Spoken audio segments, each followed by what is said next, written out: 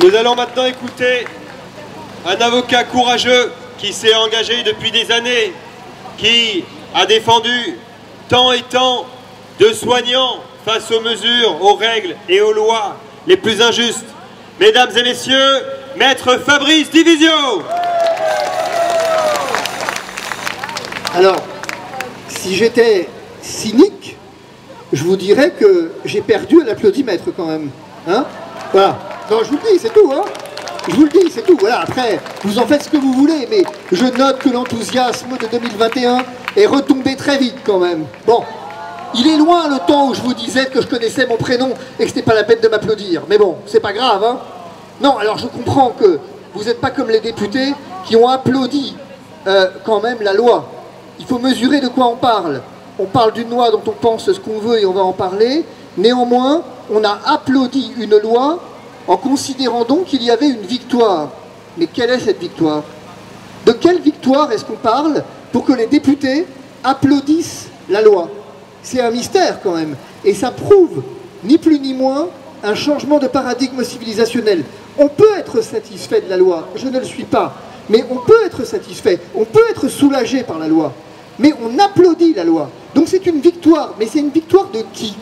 Et c'est une victoire de quoi? On voit qu'il y a un moment où les députés ne sont même plus capables de penser. Et je voudrais ici vous dire deux choses. Peggy écrivait que l'espérance commence toujours par un petit pas. Mais Hannah Arendt lui répondait que le mal aussi commence toujours par un petit pas. Et le problème, c'est que cette loi, elle est porteuse en elle-même de dérives. C'est-à-dire que ça n'existe pas, une loi sur l'euthanasie qui n'a pas de dérive. Et je vais vous le démontrer. Avant, peut-être, je vais vous dire une chose. D'abord, en France, actuellement, ce qui se passe dans nos hôpitaux, c'est déjà la loi qui est passée, et en tout cas qui est appliquée. Je vous raconte juste ce qui s'est passé cette semaine. Hein. Une dame qui a un cancer du sang, et elle ne veut plus entendre parler de chimiothérapie, elle ne veut plus, ni de greffe, ni de rien, elle veut mourir. Disons plus exactement, elle veut vivre. Vivre jusqu'à la mort. Elle ne veut pas qu'on achève sa vie, elle ne veut pas se faire soigner, elle veut vivre jusqu'à la mort. Et pour ça, elle a besoin de se faire transfuser des plaquettes 2 fois par semaine. Eh bien, en faisant cette transfusion, on la maintient en vie. Et elle va bien, puisque entre les transfusions, elle marche des kilomètres ou tout ce que vous voulez. Elle va bien. L'hôpital lui refuse lui refuse effectivement la transfusion des plaquettes en disant non, vous avez refusé la greffe, alors on vous refuse la transfusion des plaquettes. Et à ce titre, bah c'est normal, vous êtes dans un processus désormais de soins palliatifs et où on vient vous accompagner jusqu'à la mort. On ne vient pas vous accompagner jusqu'à la mort, on vient précipiter la mort. C'est tout à fait autre chose. On vient précipiter sa mort. C'est ça le quotidien. Et je pourrais vous en raconter 15 comme ça. Où finalement, l'esprit de la loi est déjà appliqué, tandis qu'on a l'outrecuidance de parler de droit des patients à mourir dans la dignité, mais vous avez toujours le droit de mourir. Depuis que le suicide a été dépénalisé, vous avez le droit de mourir? Non. Ce qu'on a consacré, c'est le droit de tuer. C'est pas la même chose. Tandis que, si vous aimez, et vous aimez jusqu'au bout, en essayant jusqu'au bout de donner un espoir à votre proche qui a ainsi réclamé le bénéfice de cette loi, eh bien vous ne pourrez pas le faire parce que vous tomberez sous le coup du délit d'entrave. Donc voici que l'amour est pénalisé. Nous sommes dans un tel renversement des paradigmes que finalement l'amour, et l'amour jusqu'au bout, est pénalisé. Venir dissuader quelqu'un en lui disant écoute, moi je ne veux pas, essayons de nous battre ensemble jusqu'au bout et on va s'accompagner mutuellement jusqu'au bout, dire ça, ça peut vous valoir une peine d'emprisonnement. Donc, ce qui est pénalisé, c'est l'amour. Ni plus ni moins. Alors, on vous dit, oui mais attendez, cher ami, vous vous trompez en ce que la loi, elle est bien faite. Eh bien, je vais vous donner la loi bien faite. Je vais vous donner ce que ça donne, une loi bien faite. En Belgique, depuis sa légalisation en 2002, les euthanasies enregistrées sont passées de 235 en 2003 à près de 3000 en 2022.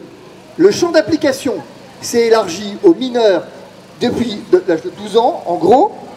L'euthanasie pour souffrance physique, donc psychiques, pardon. On a l'exemple typiquement d'une dame de 38 ans qui souffrait de troubles mentaux, qui a été euthanasiée malgré un consentement qu'elle ne pouvait pas donner. Bon, le Pays-Bas, c'est clair, hein, des patients atteints de la maladie d'Alzheimer ont été déclarés consentants à l'euthanasie. Le Canada, je crois que c'est encore le pire.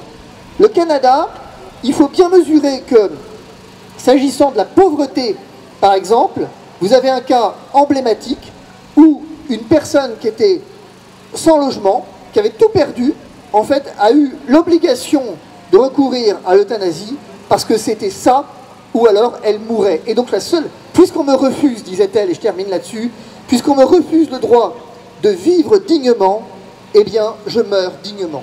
C'est ça. Et donc, quand Florian m'a invité avec cette idée de se dire on ne veut pas mourir, on veut vivre, j'ai envie de répondre une chose. L'objectif le but de la loi, du législateur, c'est pas de faire mourir dans la dignité, c'est de faire vivre dans la dignité. Aujourd'hui, nous avons une indignité de la vie. Il est là le problème. Nous souffrons, nous avons une indignité de la vie. Elle était où, pardonnez-moi, mais elle était où la dignité de la vie quand les soignants ont été suspendus sans salaire? Elle était où la dignité de la vie quand on a empêché des gens et qu'on leur a menti à propos du vaccin?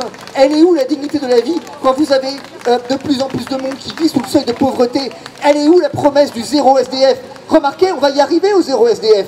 Il suffira de les euthanasier pour leur bien. Vous voyez qu'il y a un moment où en fait une loi qui s'intéresse à la mort avant de s'intéresser à la vie marque un tournant civilisationnel. Et laissez-moi vous dire une dernière chose. Faites vos directives anticipées.